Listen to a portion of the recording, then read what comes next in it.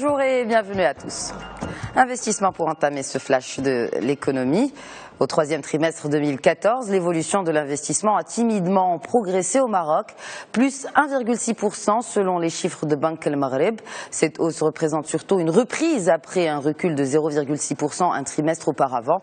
Et côté prévision, la Banque centrale table sur une reprise au premier trimestre 2015 grâce notamment à l'investissement public, à l'activité de construction et à la réévaluation des stocks.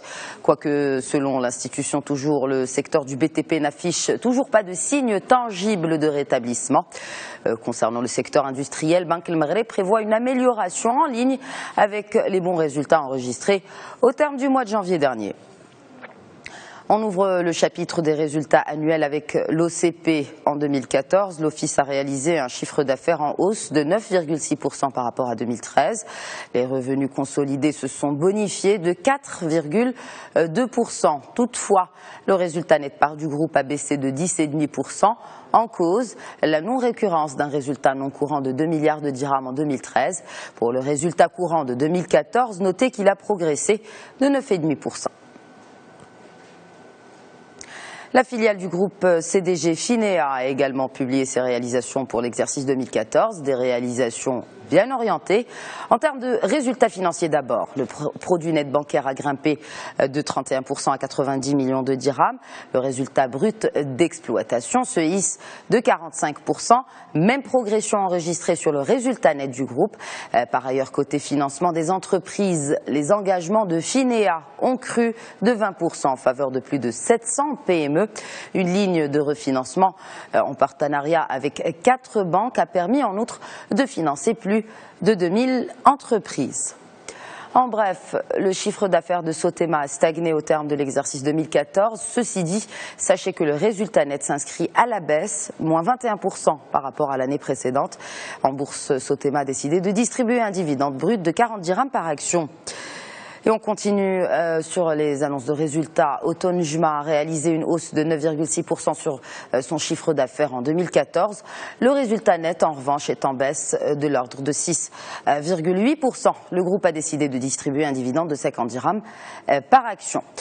On enchaîne avec Nexans qui signe une année sous le signe de la performance. En effet, la filiale marocaine du groupe dégage un chiffre d'affaires consolidé de l'ordre d'1,6 milliard de dirhams, soit en progression de 3,3%. Méga performance au niveau du résultat net part du groupe, il a été multiplié par 3 entre 2013 et 2014.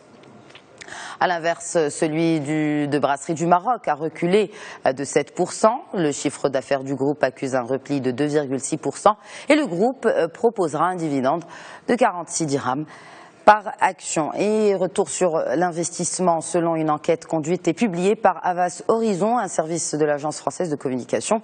Le Maroc figure aujourd'hui dans le top 5 africain des pays les plus prometteurs pour investir.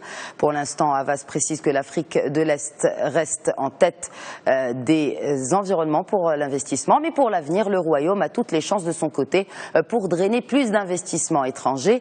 À l'horizon 2020, en effet, des pays comme le Maroc ou la Côte d'Ivoire dépasseront ceux de l'Afrique de l'Est. Et puis notez que selon Havas Horizon, toujours 86% des investisseurs internationaux présents en Afrique comptent y renforcer leur position en 2015. Et contrairement à une idée largement répandue, le Japon investit beaucoup plus que la Chine dans le financement de projets en Afrique. D'après un rapport publié par un cabinet international, sur les 4 milliards de dollars que les pays asiatiques ont investis durant l'année écoulée, 3,5 milliards ont été apportés par des investisseurs japonais. Ainsi, le pays se positionne comme le contributeur le plus actif. L'Inde arrive en 3e position et selon la même étude, le Nigeria, l'Afrique du Sud et le Mozambique ont attiré la majeure partie des financements de projets provenant de l'Asie durant la dernière décennie. C'est tout pour l'actualité économique. Excellente journée à tous.